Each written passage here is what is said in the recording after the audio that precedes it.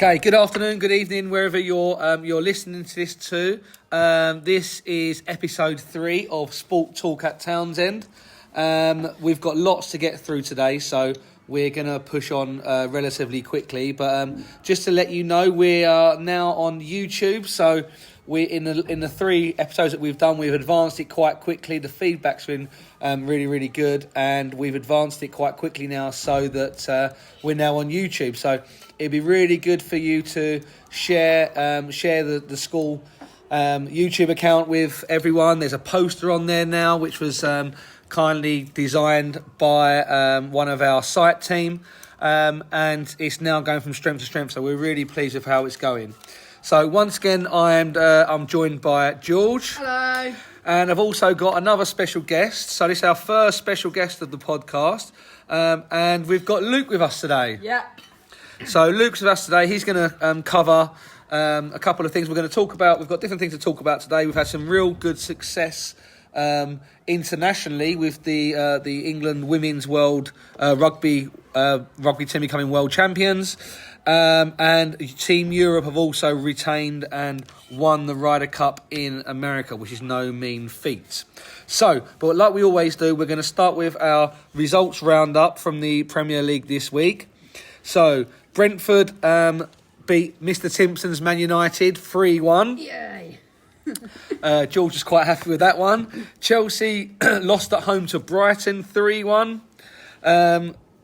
Me and Luke will be quite happy because Liverpool lost 2-1. So George's Liverpool lost in the last minute. We never beat Crystal Palace. The fact that we lost in the last minute, that's a taste of our own medicine right there.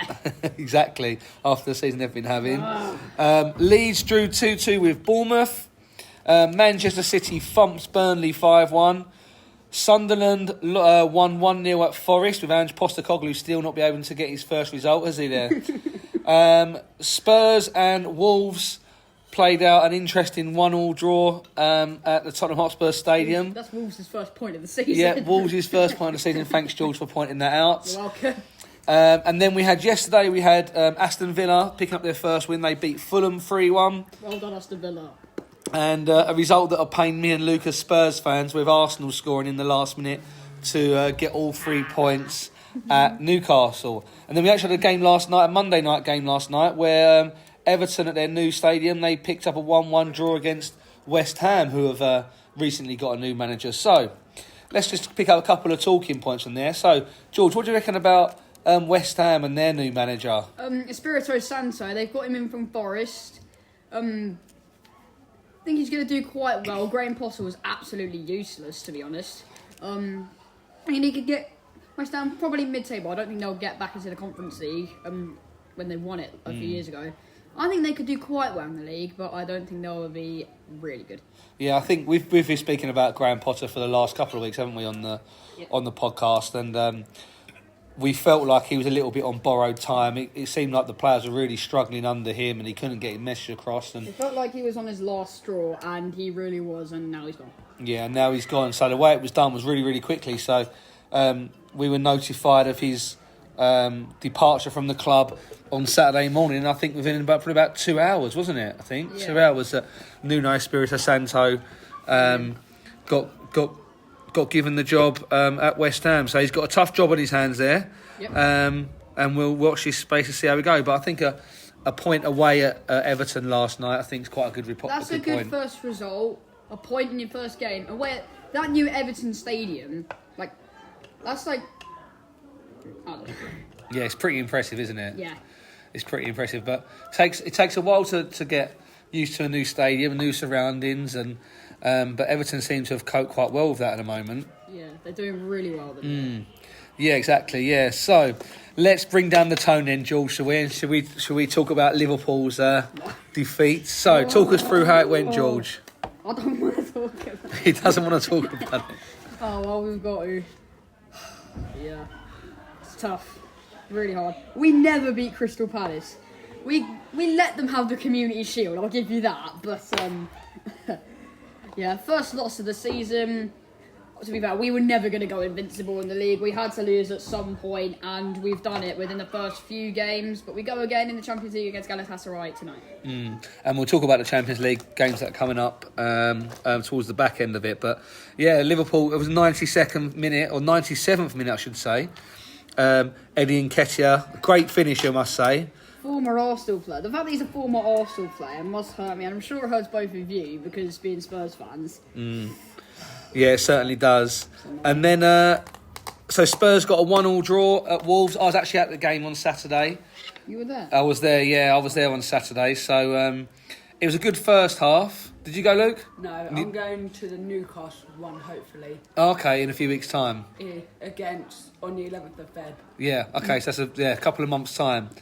But, yeah, really good first half. Thought they played quite well. Thought they was unlucky not to go in front. Second half, that's what they call a game of two halves. And we sort of didn't come out with the same intensity, and we sort of lost our composure and lost our rhythm halfway through and went 1-0 down. And from there, it was a bit of a struggle. But I was quite impressed with Matthias Tell when he came on as sub. I thought he did really well. I thought Odebear was quite sharp when he came on. And we managed to get a 97th, or 93rd, I think, not 97th, 94th minute equaliser for João Paulinho. So typical Spurs, no team hasn't won a game all season. They come and play Spurs and they get something. But we'll definitely take a point with how we played in the second half.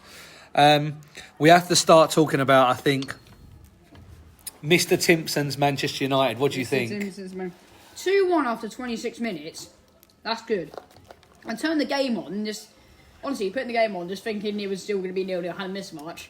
2-1. Well done, Brentford. Yeah. Yeah, Brentford had seemed like they looked like they'd got a game plan, that they were well coached, that they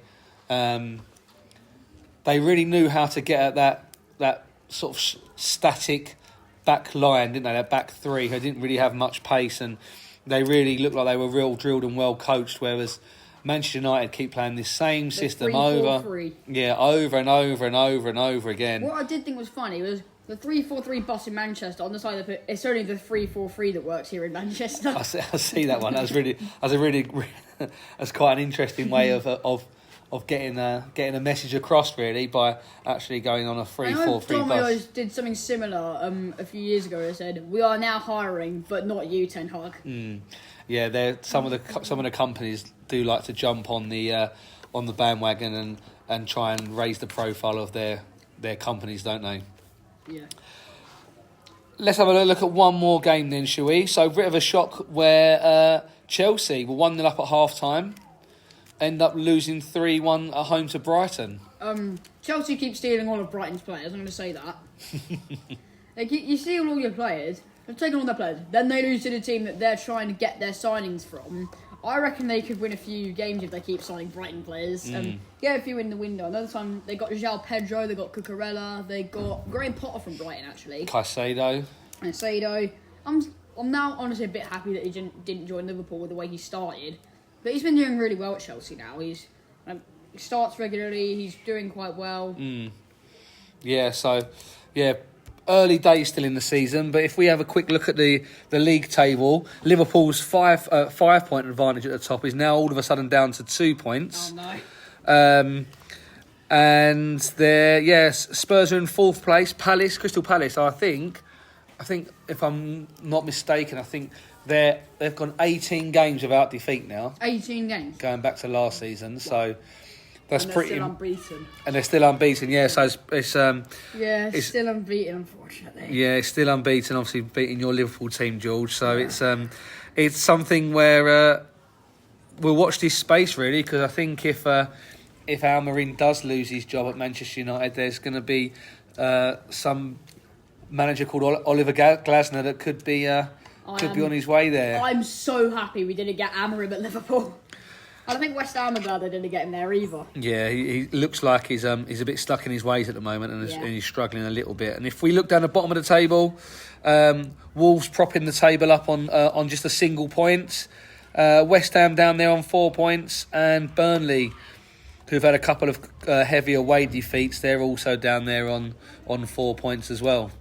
Aston Villa finally out of the relegation zone. Well, they could break Sunderland. Yeah, it was Sunderland. 11 points. No, that was Derby. Derby, yeah. 11 points. Even though I know Sunderland did go like 16 games, like losses in a row in the Premier League a few years ago. If they keep up like that, like play how they started, they'll definitely be going down. Yeah, I agree.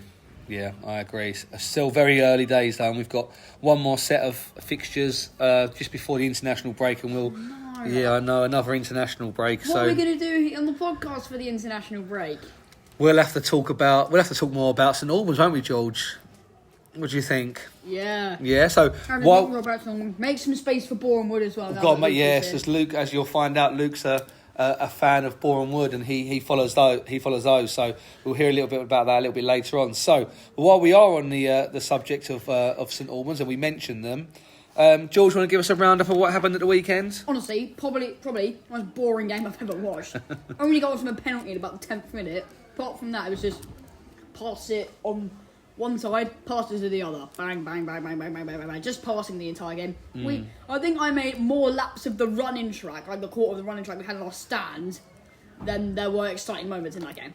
Who were they playing? Remind the listeners who they were playing. Woodford Town. So it was Woodford Town in the Essex Senior League. They're in the Essex Senior League, so they were playing. Beat Bury Town 1-0 to get into the third qualifying round. We're away to Banbury United in the fourth qualifying round.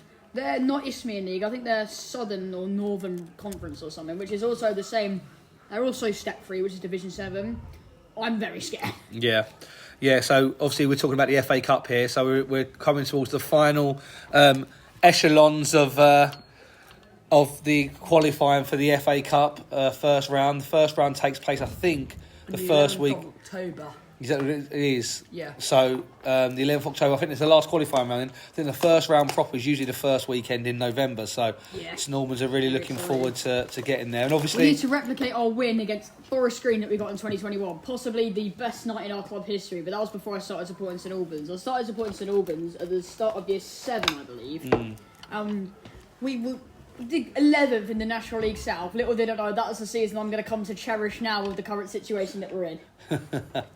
And they had a game in a week as well, didn't they? Last week they had a game as well. Lewis, 3-0. Yeah. So and that takes them, where are they in the league now, George? 10th in the league, so pretty solid start. So they'll be looking to jump straight back into the Conference South for next year, won't they? And so they need a big push. But as I said, still early days in the season. We need to get back to the National League South. We need to get back to having one up on Hemel, who are replaying Hereford in the FA Cup playoffs tonight. Okay. I've got a lot of family history from up in Hereford, so that's what I'd like to see Hereford win and get to Yeovil in the last qualifying round. Yeah, that'll be a good thing for you to see. So Hemel in action this evening. Stay on online. You'll be able to find out how their results are, how they're getting on tonight. So, Luke, while we're on the subject of non-league, do you want to explain to us why you support why one of your teams or your non-league team is Boreham Wood? Because it's local. Because it's local, so it's nice and close to you. And do you get to go and watch them often? Yeah, I've got a season ticket. Okay, so you've got a season ticket at Boreham Wood. And how many games have you been to roughly this season, do you think? I think all of them apart from 2 or 3. Okay, so and what league? Remind everyone what league Boreham Wood are in. National League. They're in the National League. So if I'm not mistaken, didn't they get promoted last season? Yes, they did. They did unfortunately get promoted. When I think of promotion, I think of that one-player final. We all thought we were going to get promoted that day against Oxford City. 4-0. You lost. Yeah, That I know. still pains me. Can you imagine the whole league? So 38 or 46 games, those 3 or 4 playoff games, and then to get beat in the final at the 4-0. last third. So, but Boreham managed to come through the playoffs, didn't they, this year? Yeah. So they came through the playoffs, which was really hotly contested because I went to the final where we won 1-0. Okay, and where was that played? At Boreham Wood. At Boreham Wood. And I did see on the internet that full time a Maidstone fan ran onto the pitch and tackled all the Boreham Wood fans. And also, Yes. my cousin went to that game and he decided to stand with all the Maidstone fans just to be funny. Well, something we don't really want to see when you're running on the pitch, because obviously it can be quite dangerous, can't it? But Yeah. from the outside, some things like that, they do look a little bit funny, don't they? So give us a lowdown on this season then, Luke. How have they started? They lost their first game.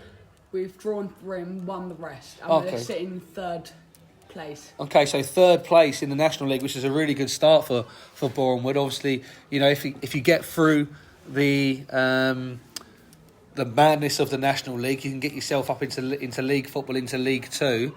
Who's the manager there, Luke? Luke Garrard. So Luke Garrard. So if I'm not mistaken, Luke, didn't Luke Garrard, he left, didn't he, for a short while? He got this. He got the sack, but then we brought in Ross Jenkins, who did get the sack, and we brought Luke back. And brought Luke back, and he's worked wonders with his team. Who's your favourite player, Luke? You got a favourite player? It had to be Matt Rush, Matt Rush. And where does he play? What position does he play? striker, Okay. And why is he your best player? Or why is he your favourite player? because he can be popping around the goals So he's and quite. scoring them as he did against Woking. So he's a bit of a fox in the box, is he? Yeah, he scores loads of goals in the box. Yeah. Has he scored this season? Yeah, he's scored 5 this season so far. That's not bad, is it, for the end of September to score 5 goals? So it's a bit like Leo Seri for us then. Yeah, a little bit. How many's he got? He's got 5 as well. I don't know how many goals he's got in the Isthmian League. I don't know how many he's got. I know he got the equaliser at Aveley. I know Jasper Maver, I think it was either Jasper Maver or Sam Smart got the equaliser at Whitehawk. I know. No, it was Siffits that got the equaliser at Aveley. I know there was a game that Leo Seri got the winner in, but I can't remember what it was. Okay. Probably against Dartford. So what's your hopes for this season, Luke? Staying up or getting promoted. Staying up or getting promoted. They're two either ends. I think with a team that's come up, a thing is always to stay up first of all, isn't it? And then from there you can actually work on it, and you never know where you can go, because there are teams that have gone double promotions, aren't they? Just look at Ipswich Town for the last 2 seasons that have got promoted really quickly. So it can be done, can't it? And Luton got relegated twice. The only goal for St Albans this season, promotion, that's it. Yeah, it should be really, shouldn't it? Yep. It should be With really. the way we're going, hopefully an FA Cup spot. But you get relegated, then get an FA Cup spot, and then win against a league side.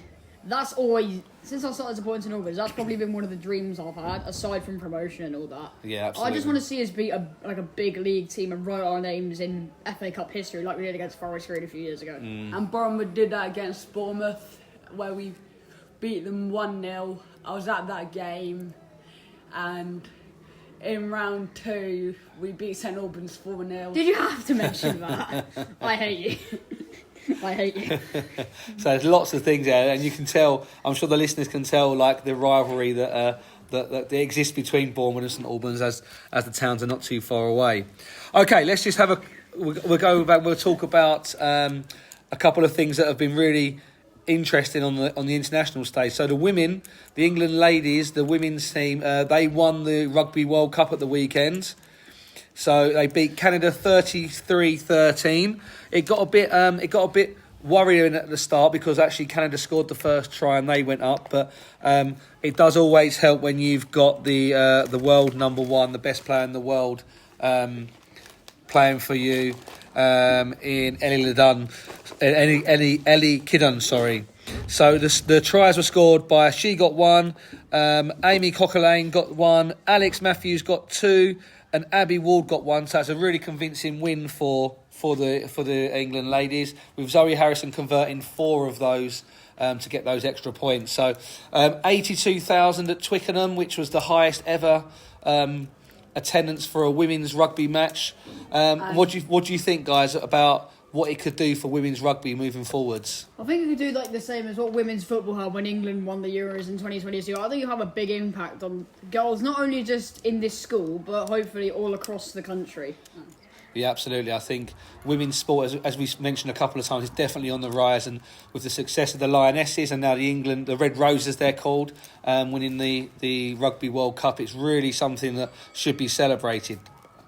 And then lastly, we had the Ryder Cup this weekend, which is a golf competition which takes place between Europe and the USA, and it happens every 2 years, and it took place in New York, a golf course called Bethpage Black in New York this year.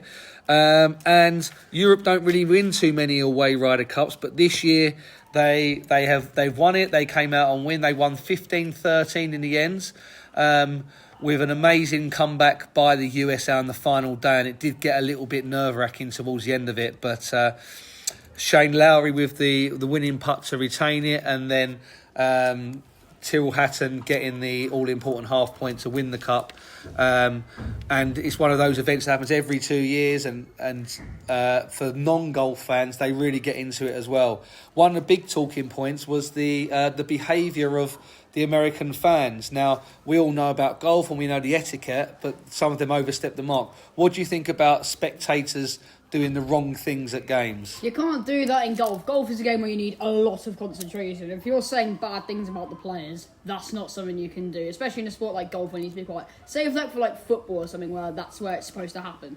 Yeah, absolutely. What do you reckon, Luke? Yeah, I think they should have stewards keeping an eye on everyone at all times. Yeah, I think so. And there was a couple of people that were ejected from the course as a result of what they did. So, which put a little bit of a dark spot on it. But ultimately, the European team, they performed so well throughout the 3 days and got the result and brought the Ryder Cup home, and they get a chance to defend it when it goes to Ireland in 2 years' time. So, that's us done for today. You probably would have heard the bell go, so we've got to shoot off and get off and get organised for the afternoon. So next week we'll be back. We'll be back reviewing the Champions League games that are taking place this week, the Europa League games that are taking place, the Conference League starts this week as well. I think there's a Grand Prix coming up, so there's lots to preview, as well as the last week of Premier League action before that dreaded international break, which we all love so much. So, Luke, thanks very much for taking the time to be here. Thank you. And George, as always, and we will be back next week with the next episode at Sport Talk at Townsend. Take care. Bye-bye.